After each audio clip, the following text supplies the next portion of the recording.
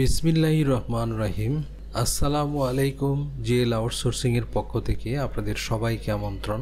তো আজকের টিউটোরিয়ালে আমরা যে বিষয়টি নিয়ে আলোচনা করব তা হচ্ছে অটোমেটিক ফরম্যাট, অর্থাৎ এক্সেলে আপনার অটোমেটিক ফরম্যাট করার বিভিন্ন অপশন আছে। ওগুলো ব্যবহার করে আপনি খুব সহজে আপনার ডাটাগুলোকে সুন্দর একটা ফরম্যাটে নিয়ে আসতে পারেন। তো খুব সহজে আপনি কিভাবে আপনার ডাটাগুলোকে ফরম্যাটিং করবেন অটোমেটিক ফরম্যাটিং ব্যবহার করে, সেই জিনিসটি আজকে আমরা আলোচনা করব।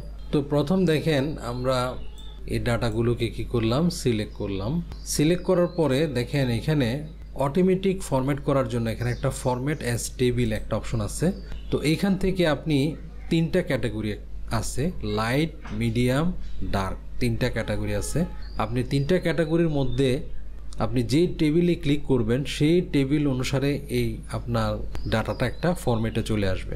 যেমন ধরেন আমি এখানে এই ডার্ক টেবিল স্টাইলে যদি ক্লিক করি তখন আমাকে এখানে একটা বক্স আসবে, সেটা ইন্ডিকেট করবে যে আমি কতটুকু আপনার সিলেকশন করলাম। তো দেখলাম যে আমার সিলেকশন ঠিক আছে এবং এখানে মাই টেবিল হ্যাজ হেডার, যেহেতু আমার এখানে হেডার আছে আমি হেডার রাখবো, এখানে আমি ক্লিক দিয়ে রাখবো, দিয়ে ওকেতে ক্লিক করব। তো দেখেন আমার খুব সুন্দর একটা ফরম্যাটে একটা কি হয়ে গেল, টেবিল হয়ে গেল। এরপরে এখানে সার্চ বক্স আছে, আপনি সার্চ বক্সগুলো ব্যবহার করে আপনি এখান থেকে বিভিন্ন ডাটাগুলো খুব সহজে খুঁজে বের করতে পারবেন। ধরেন এখান থেকে আমি 1966 সালের কোনো ডাটা আমি বের করব, তাহলে মনে করেন এখানে সার্চ বক্সে ক্লিক করবেন, এখানে প্রথমে আনসিলেক্ট করে দিলেন, দিয়ে আপনি 1966-তে ক্লিক করলেন, ক্লিক করে ওকেতে ক্লিক করেন। দেখেন 1966 সালে যে সমস্ত ডাটাগুলো আছে এগুলো চলে আসবে। তো এইভাবে আপনি সার্চ বক্স ব্যবহার করতে পারেন। এরপরে যদি আপনি এটা ক্লিয়ার করতে চান, দেখেন ক্লিয়ার ফিল্টার, এটাতে ক্লিক করবেন, আগের অবস্থায় চলে আসবে। এরপরে এই ফিল্টারগুলো যদি আপনি উঠিয়ে দিতে চান, আপনি এখানে একটা ডিজাইনে সিলেক্ট করেন, ডিজাইন থেকে যে ফিল্টার অপশনটা আছে এটাতে ক্লিক করেন, তাহলে ফিল্টার অপশনটা উঠে যাবে। তাহলে আমরা এই যে এইখানে যে ফরম্যাট করা, এই ফরম্যাট করতে কিন্তু আমাদের অনেক সময় লাগে, কিন্তু আমরা যদি এই ফরম্যাটিং টেবিলটা ব্যবহার করে, ফরম্যাটিং অপশনটা ব্যবহার করে যদি ডিজাইন করি, অটোমেটিক আমাদের ডিজাইনগুলো খুব সুন্দর একটা অটোমেটিক ডিজাইন এখানে তৈরি হয়ে যাবে।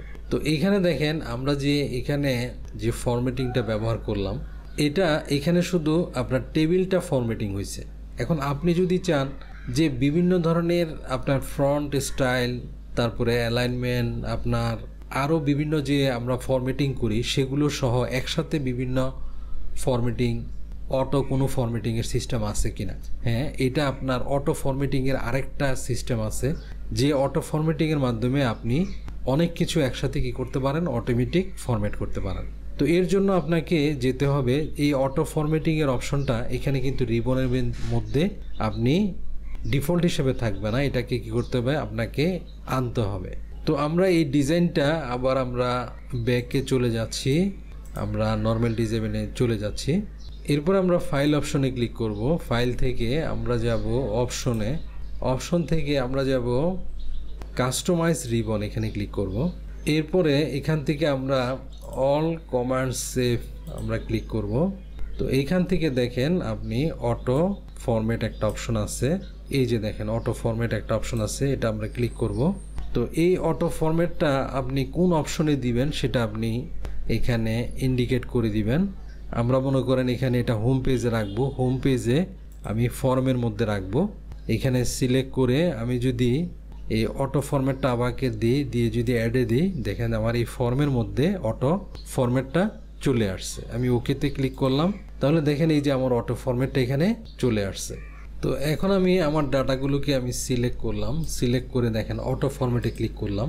তো দেখেন এখানে বিভিন্ন স্টাইলে, বিভিন্ন ফ্রন্টে আমার বিভিন্ন দেখেন এখানে ফরম্যাটগুলো আছে, বিভিন্ন ফরম্যাটগুলো আছে। আপনি এখন যে ফরম্যাটে, এখানে যে ফরম্যাটটা আপনার কাছে ভালো লাগবে আপনি যেটা ক্লিক করবেন সেরকম কিন্তু আপনার টেবিলটা হয়ে যাবে।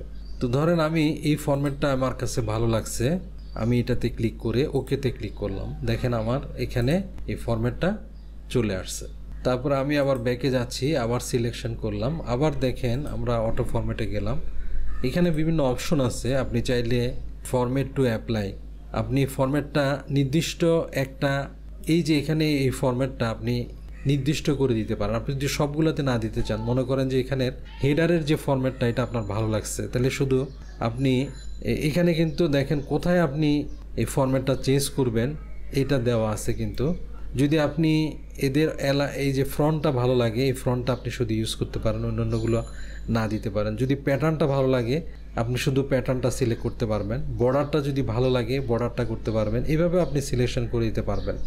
তো এরপরে দেখেন আমরা যদি আরেকটা, যেমন আমরা যদি এই ফরম্যাটটা দেখি বা আমরা নর্মালি এই ফরম্যাটটা দেখলাম, দিয়ে আমরা ওকেতে ক্লিক করলাম, দেখেন আমাদের এইভাবে এই ফরম্যাটটা চলে আসছে। এখানে এই যে বিভিন্ন ফ্রন্ট সাইজগুলো স্টাইলগুলো এখানে চলে আসছে। তাহলে আপনি এই অটো ফরম্যাটটা দিয়ে একসাথে এই যে দেখেন এখানে কিন্তু বিভিন্ন ধরনের আপনার ফরম্যাট আসছে। এখানে আপনার দেখেন এখানে হেডারে এক রকমের ফরম্যাট আসছে, বিভিন্ন কিছু কিন্তু ফরম্যাটগুলো চেঞ্জ হয়ে গেছে। তো আপনার কাছে যদি এই ফরম্যাটগুলো আপনার কাছে যদি এখানের ফরম্যাটগুলো যদি ভালো লাগে তাহলে আপনি এখান থেকে সরাসরি যে কোনো একটা ফরম্যাট চেঞ্জ করেও আপনি আপনার টেবিলকে অটো ফরম্যাটের মাধ্যমে কি করতে পারেন, সুন্দর করে নিতে পারেন।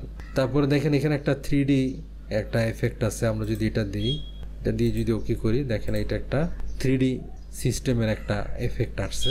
তো এইখানে বিভিন্ন অটো ফরম্যাটের অপশনগুলো দেওয়া আছে। এই ফরম্যাটগুলো যদি আপনার ভালো লাগে তাহলে আপনি এই ফরম্যাটে একটা ক্লিকের মাধ্যমে আপনার ডাটাগুলো সুন্দর একটা ফরম্যাটে আপনি নিয়ে আসতে পারেন। তো আমার এই ভিডিওটি যদি ভালো লাগে অবশ্যই আমার চ্যানেলটি সাবস্ক্রাইব করবেন, লাইক শেয়ার কমেন্ট দিবেন। তো আজ এ পর্যন্তই, আল্লাহ হাফেজ।